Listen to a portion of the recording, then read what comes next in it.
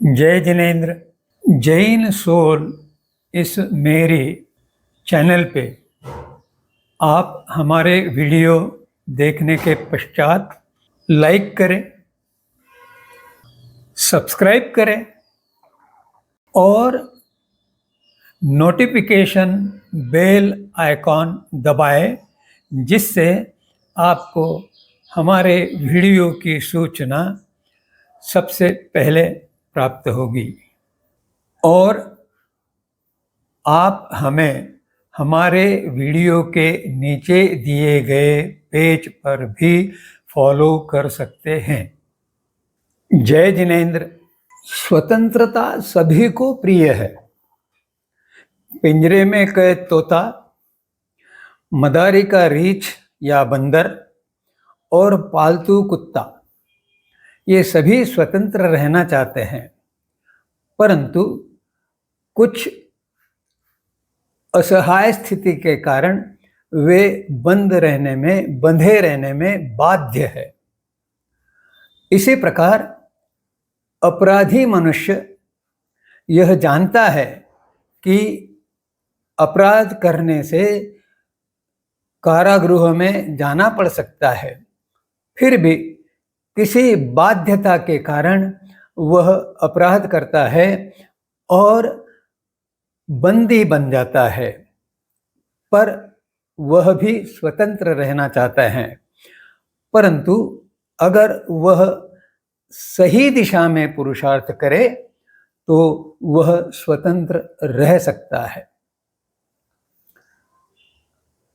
परतंत्र के विभिन्न आयाम हैं, जैसे गर्भ में बच्चा परतंत्र है और जन्म लेने के समय के पश्चात भी कुछ समय वह माता के अधीन है। माता जैसा बताएगी करेगी वैसा वो करेगा, और उसके पश्चात जब वह कुछ समझने लगता है तो वह अपनी परतंत्रता के कारण जो उसका लालन पोषण करते हैं उन्हीं के ऊपर दोषारोपण करता है, उसकी अपनी गलती के लिए, क्योंकि वह समझता नहीं है।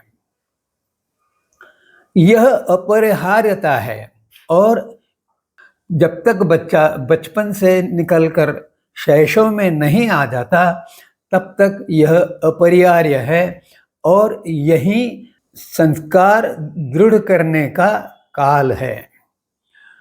दूसरा परतंत्रता का कारण है विकलांगता। स्वर्गीय स्टीफन हॉकिंग के संबंध में आप लोग जानते ही होंगे। उनका शरीर पूर्णतः विकलांग हो गया था। वह अपना हाथ भी नहीं हिला सकते थे, गर्दन भी नहीं हिला पाते थे, परंतु उनका मस्तिष्क बहुत सक्रिय था। ऐसी स्थिति में उनको सेविका द्वारा या परिचारिका द्वारा सहायता की आवश्यकता रहती थी, और जब तक वह सहायता न करे तब तक हॉकिंग कुछ नहीं कर पाते थे। यह उनकी परतंत्रता थी। कदाचित आपने हेलन केलर के संबंध में भी सुना होगा। हेलन केलर तो विकलांगता की पराकाष्ठा थी। वह न देख सकती थी, न बोल सकती थी और न सुन सकती थी। ऐसी स्थिति में भी उसकी जो शिक्षिका थी सुलेवन, उन्होंने इतना बढ़िया पद्धति से शिक्षा दी कि हेलन केलर के दार्शनिक विचारों से आज भी विश्व प्रेरित है, और उनके मित्रों में अब्राहम लिंकन, चार्ली चैपलिन और आइंस्टाइन जैसे बड़े बड़े विश्व नेता उनके मित्र थे। इससे आप उनकी श्रेष्ठता का अनुमान लगा सकते हैं। परंतु अपनी विकलांगता के कारण वह अपनी शिक्षिका सुलेवन के ऊपर निर्भर थी। शिक्षा, अगर शिक्षा गलत मिले तो व्यक्ति परतंत्र बन जाता है, पराधीन बन जाता है। वह स्वतंत्र, स्व और तंत्र, इसके ऊपर व्यवहार करते हुए अहंकार में फंसता है, और अहंकार अन्य कषायों की भी जननी है। इस कारण वह कषायों के अधीन होकर भौतिकता की परतंत्रता से जकड़ जाता है। उसे यह करना चाहिए कि अहम का अर्थ आत्म ले, स्व ले, और उस स्व को, अहम को अरहम की ओर ले जाने के लिए, शांति की ओर ले जाने के लिए पुरुषार्थ करे। अब इस अवलंबन का दूसरा स्वरूप है परस्परावलंबन, और इसका सिद्धांत है कि विश्व परस्परावलंबी है, अर्थात यहाँ हम, इस विषय का महत्व है। केवल मैं नहीं, केवल तुम नहीं, हम दोनों, इसका अर्थ है सहजीवन, एक दूसरे के ऊपर निर्भर। और यह सृष्टि की रचना है। अगर वनस्पति ना हो तो प्राणी को खाद्य कहाँ से मिले, और प्राणी उनके बीजों को ना बोए तो वनस्पति उत्पन्न कैसे हो।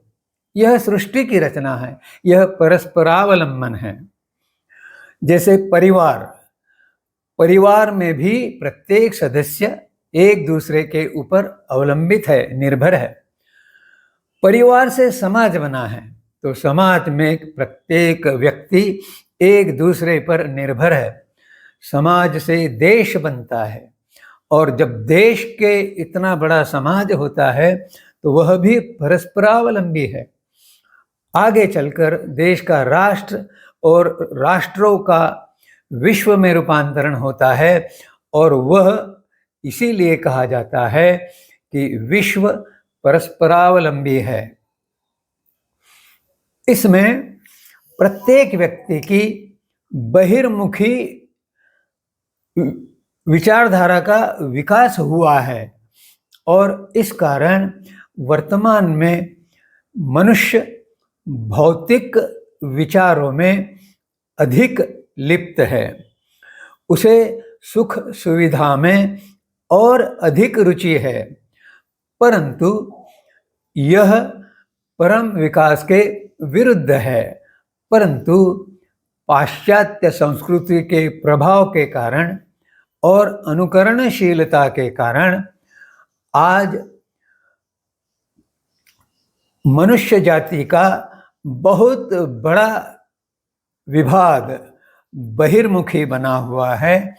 इस कारण इस परस्परावलंबी की जो सकारात्मकता है उसमें विरोधाभास और विध्वंसक प्रवृत्तियों का निर्माण हुआ है।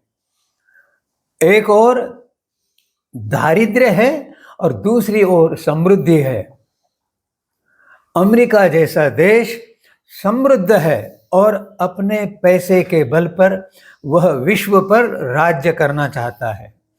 दूसरी ओर दक्षिण अफ्रीका और दक्षिण अमेरिका में बहुत से ऐसे देश है कि वहाँ दारिद्र्य बहुत बड़े पैमाने पे फैला हुआ है, और अफ्रीका में कई देशों में भूखमरी से बालक मर रहे हैं। और इस कारण संपूर्ण विश्व में अशांति फैली हुई है।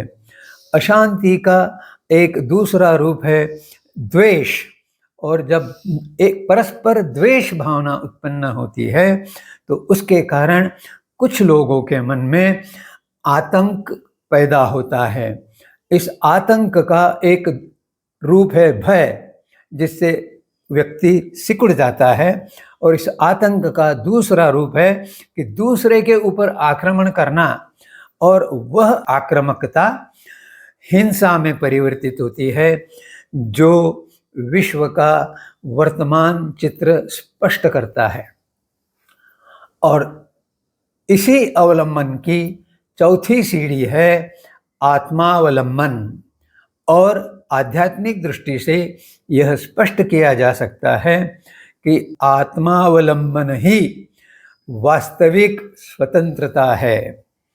इसमें क्या होता है कि जब आत्मावलंबन लिया जाता है तो संपूर्ण शरीर शिथिल बन जाता है, तर्क काम नहीं करता, और इस कारण वचनों में स्थिरता आती है। मन निर्विचार बनने में सहायता मिलती है, इस कारण मन अचपल बनता है। चित्त निर्विकार बनने की दिशा में आगे बढ़ता है, इसलिए चित्त अचंचल बनता है, और इस चित्त की अचंचलता के कारण ही जो साधना की जाती है वह प्रभावी बनती है। जब विवेक जागृत होता है तो व्यक्ति साधना के काल में अपने स्वयं पर, आत्म पर, स्व पर लक्ष्य केंद्रित करता है, और उसके साथ ही वह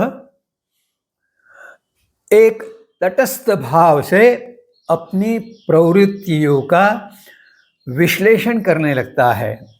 इसी को ध्यान कहा गया है, और जब ध्यान अच्छी पद्धति से सधता है वह आत्मावलंबन की स्थिति है।